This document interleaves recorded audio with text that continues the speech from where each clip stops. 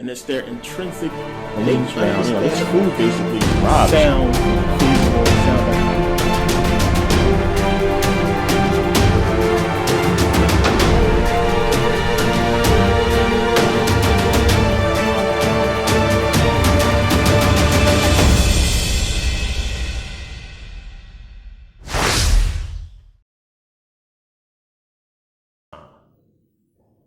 clear contradiction. Clear contradiction. So when the Bible says that Adam is the first man, Eve will be the woman of all, clearly a contradiction when we just read in Genesis that he made male and female and told them to go be fruitful and multiply before Adam. He rested, then he made Adam. So how can Adam be the first man?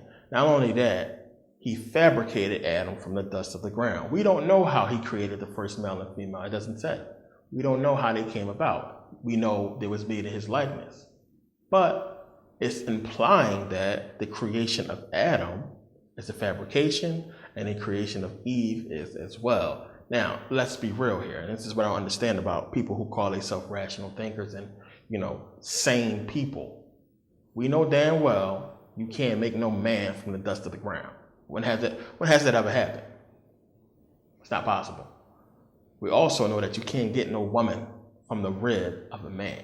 You can't get a man without a woman, period. So, come on. A man cannot exist on this planet without the woman first. Everybody starts their life on this planet as a female. I'm going to get into that later. Heavy. So, understand it's a parable, people. Come on. How can grown people actually believe that a man can be made before a woman? How can grown people actually believe that we can be made from the dust of the ground? Like, come on. The book is clearly telling you there's two separate creation stories here. Two separate creation stories. You can read it yourself. It's right in there. Male and female created he them. Go be fruitful, multiply, rest, seventh day. Oh, wait a minute. I need somebody to till my garden. Creates Adam, creates Eve, put him in the garden, and we know the rest. So now to clear up another thing that religious people say when they read, the whole creation story. A lot of people read in Genesis 4:17 where it says Cain knew his wife. So basically people say, well, he knew her. So she was his sister. That's how he knew her.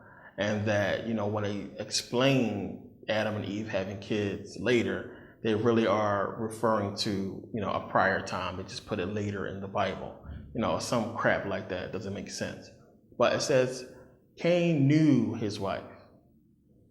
Now, anybody who reads the Bible and study this stuff and, it's original Greek and Hebrew. I'll say original Greek because we don't have a Hebrew version older than the Septuagint, which is in Greek, as I pointed out in previous videos. But, in Greek, the word new is Yanaxaris. So Yanaxaris means new. And in Hebrew is Yada or Yeda, and it means new. Now, new in those terms means basically sexual content. So when it says you knew somebody or, Yeda or Yanaxaris, it's speaking about sexual content. So it makes more sense when you understand that and then you go back and read it again. So when you read in Genesis 4:1 where it says Adam knew Eve and she conceived. Well, of course he knew Eve and she conceived. He knew her. They had sex and she had a baby. That's what it's saying. So when you read Genesis 4:17 where it's saying that Cain knew his wife and she conceived, meaning what? They had sex. It doesn't mean he knew her and that was his sister. It means they just had sex. That's all. And this is why you have to translate the words back and understand what's really being said here. And understand that they put that word there to confuse you. This is a parable. So understand that this woman clearly who Cain meets in the land of Nod obviously is one of the offspring of the first creation. Obviously it's the offspring of one of those male and female created he them. Those first people. Before he rested, it's clearly one of those people that he meets and, and has children with. And come on, we got to be real about this whole thing, as I said. All you got to do is read the book. It's right in there. It's telling you what's being said. If you're not going to do the research, this is how a lot of people get caught up and they don't figure this stuff out because they simply don't want to do the research. You can't take the book face value. By now, I don't, some of the people who grew up in church and some of the young people, I don't expect them to be this deep into the book. And this is an advanced video. If you are a novice in this information, you really going to be lost or you're going to think I'm crazy. So, if you, I consider people those of you who understand the first video and this video, I consider you to be like, good in your knowledge, knowledgeable people, part of those people who know what the hell they're talking about. Like, I would like to say the elite in knowledge as far as the Bible for you to get part one and to get this one. If you are just starting out and you're trying to figure this whole thing out, I have other videos that you should watch, and you definitely shouldn't watch part one or this video because you will be lost. I try to put it out as clearly as possible, but a lot of people is not going to understand some of the terminology and some of the things that I say. So it's really important that you that you watch part one and you watch some of the previous videos, namely Game Over the Bible and Christianity Finally Explained. Watch that. And if you're into the whole Hebrew thing, definitely watch Game Over the Old Testament and Hebrew Doctrine Destroyed. Watch those videos and you'll really understand. But when it's saying he knew, it's not talking about he knew her, like they lived on the same block or in the same neighborhood, went to the same school. That means they had sex, and I think that's obviously clear. So that should be the end of that argument. It's clearly two creation stories here. So now, who are these people in the first creation? Who were these people? The people who was created before Adam and Eve, this whole male and female created he, them. Who are these people? So now, when we look at what we have been told about, human history, I put out a video on it that, African people was here before anybody else and everybody came from us. So we can say in this Bible that it's alluding to the Africans, black people. That's who it's talking about, the original man, the first man, African. Now, the Bible gives you a clue as to who these people are, and a lot of you are not going to agree with it, but I'm going to read it. When you read Genesis 6:1, it says that it came to pass, when the men began to multiply on the face of the earth, and daughters were born unto them, that the sons of God saw the daughters of men, that they were fair, and they took them wives of all which they chose. Now, if I was to say to you that the sons of God are these first men that was created, this male and female created he, them. If I say to you the sons of God were these people, what would you say? Now, most of you would say, no, the sons of God were angels. Anybody who reads the book of Enoch is going to say clearly, what are you talking about? You tripping. The sons of God were angels. But show me in the Bible. We're talking about the Bible here. We're not talking about the book of Enoch yet. We're going to get into the book of Enoch. But show me in the Bible where it says that the sons of God were angels. Whenever the Bible speaks of angels, it calls them angels or cherubims. It never says the sons of God. Who is the Son of God? Jesus is the Son of God. If there were more than, if this whole book is about, the whole New Testament is about the Son of God. Oh my God, God had a son. It's a big deal. But if he had more than one son, where's the story on these people? So who are these sons of God? They have to be regular people. They have to be regular men. And I'm going to explain to you how we come to that conclusion. And we're going to get into the book of Enoch. Because you got to realize what's being said. So now, when you read where it's talking about Adam having Seth, when Seth is born, it says Seth is born in the image and likeness of Adam. So when you read about the creation of male and female, the first creation, it says, in the image of God created he him. Male and female created he them. He said, let us make man in our own image and likeness. So you have Adam and Eve, Adam having Seth in his own image and likeness. So he was made in the image and likeness of Adam, and he was Adam's son. These first men and women were made in the image and likeness of God, so they were what? The sons of God. Never in this book, get your mind out of the book of Enoch. It's going to make sense in a second, because I know y'all like, oh, this nigga tripping. It doesn't say nothing about these men being angels at all. It's not in here. You won't find it. So look, let's make this a little bit more clear. Let's go to the book of Job. When you go to Job 1:6, it says, "Now there was a day when the sons of God came to present themselves before the Lord, and Satan came among them." So let's just analyze this for a second. Most of you believe that the sons of God are angels. So why would the sons of God be coming to God? You know, people believe that this happened in heaven. This had to take place on earth because we know Satan was cast out of heaven, and Satan can't just go up in heaven whenever he wants to. It says clearly that they presented themselves unto God. There was angels. Satan would not have able to be there. He wouldn't be able to be there at all if this took place in heaven. The sons of God that it's speaking about is regular men. Regular men.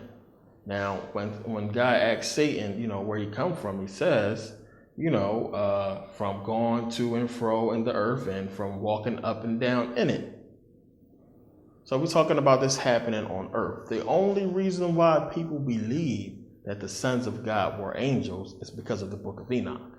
And a lot of people we were born after the book of Enoch came out. So a lot of people don't fathom that when people are taking this whole story from Genesis and mixing it in and making it seem like the sons of God is talking about is the same as the book of Enoch. You gotta separate the two. We know that the book of Enoch was supposed to be in there, but we don't have the original, so we can't say that. Now, for argument's sake, we're going to separate the two, and I guarantee you it's going to make a lot more sense. But here, clearly, when you try to analyze it, it's saying the sons of God. These sons of God were just normal men. Now, another thing, people don't realize what they read sometimes. When you read John 3:16, you know, God sent his only begotten son. Only begotten son. Only begotten son. Now, understand, the begotten, when you read it in the Greek text, in Greek, it's yoniventa. So yoniventa is begotten. But when you translate it, it means, well, the transliterated word would be monogenes or monogenes. So mono, we know, if anybody's into, you know, music, mono is one. It's one. Stereo will be two. So mono is one. So you have one gene. Begotten is one gene in Greek. Yoniventa. That's what it's alluding to here. So as I said, if there were other sons of God, how come the Bible would, like, who were these people? Who were these people? So it's not talking about angels, and that's clear. If they were angels, the Bible would just say there was angels. And angels came down. Whenever it's talking about angels, it clearly says that they were angels or cherubims. When it says the sons of God, it's talking about the sons of God. It's talking about these men. Now understand, as I said, we are trying to figure out a parable here. If we're going to accept the book face value, you might as well just be a Christian. There's a parable here. It's a story here. We got to decode it. You got to break it apart because they put this here for certain people, not for you to figure out. But you got to understand what's being said. The sons of God are black people. That's who they are, the original man. And it's only going to allude to them at certain times. And you got to understand what is being said. And it's so much going on in Genesis that is crazy. And it's very important that the book of Enoch was created. You know, if the book of Enoch that you know, that you read, it's not the original. It's not the one that was probably with this one. And who knows what it said, or if it was even really written and taken out. Who knows? We don't know. But the person who wrote the one that you are reading, the one that we know, is a genius, because they were trying to fill in the gaps, but at the same time, it's telling you something. And we're going to get into that. So now Genesis 6:4 says, there were giants in the earth in those days, and also after that, when the sons of God came in unto the daughters of men, and they bare children to them, the same became mighty men which were of old, men of renown.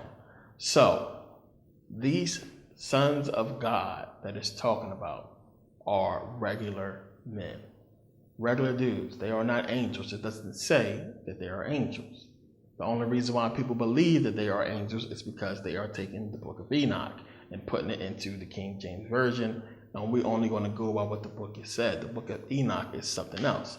We're going to get into the book of Enoch. Now, the daughters of men would be who? The daughters of men would be the daughters of men. Or they would be the daughters of the descendants of Adam and Eve.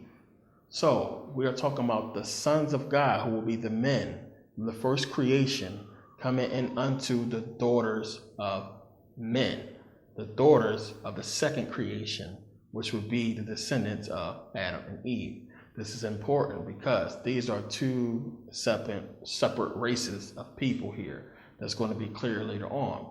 But never does it say that these people were angels. When you go down and read where it says that there were giants in the earth in those days, and also after that, it said giants were in the earth in those days, and also after that. When were giants in the earth? When the sons of God came in unto the daughters of men. That's when. So think about it. It's not telling you that these children were giants. It doesn't say that angels came down. Now you would think that it would say definitively cherubims or angels came down and had sex with the daughters, or cherubims or angels came down and knew the daughters of men. It doesn't say that. And they bear children. It doesn't say that. It says the sons of God came in unto the daughters of men and bare children, men of renown, men of old. Now renown means famous. That these people were famous, they was heroes. That's basically what it's saying in the Bible. The book of Enoch is something different. But you would have to think that it would say definitively that angels came down, had sex with women, and bare giants. Where does it say in the Bible that the children, the offspring of these men and these women were giants? It doesn't say that. It just says there were there were giants in the earth in those days and after that. So the question becomes, when you read this, let's just say, the flood happened. Big flood, wiped out everybody, everybody's dead and gone, right? So the offspring of the so-called angels who came down and had sex with the daughters of men, these giants, these Nephilim or what have you, they're dead, they're all gone. Now, how come giants show up later? So the Bible tells you that all of the angels, I think it's Jude, the book of Jude, that it tells you that the angels who kept not their first estate was locked away in everlasting chains. So how is they still having giants? Were there giants after the flood? Yes. So if it was these bad angels, or the fallen angels who came and had sex with the daughters of men, how could there be giants and created giants? How could there be giants after the flood when everybody was wiped out? So you got to think about that. This is where the book of Enoch comes in and kind of messes up a lot and confuses a lot of people because they mix in the two. You got to separate the two, and they are supposed to be separated, but they are also supposed to be put together. That's the thing.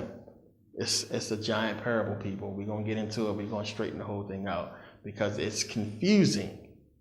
But unless you understand what's being said and you analyze it, not just read it and say, oh, okay, you got to analyze this stuff. As I said, I consider people who understand this stuff to be, an elite thinker, somebody who does their research and who thinks deeply. This is not for the follower. This is not for the people who is caught up in religion. This video and the first part is for people who like to think, who use their brain when they read their Bible. Because this stuff is deep and it's confusing when you read this stuff. But you can't mix in what everybody else is saying, versus what's actually being said in the book. The Bible does not say anything about these people making giants or angels coming down and having sex. It's clear about what it's saying. Clear. So we have to accept what is being said and then look at the book of Enoch as something totally separate, and that's what we're going to do. But this is important to understand for now, that we're talking about regular men having sex with women, different women. And we could switch that around, but we'll get into that later on.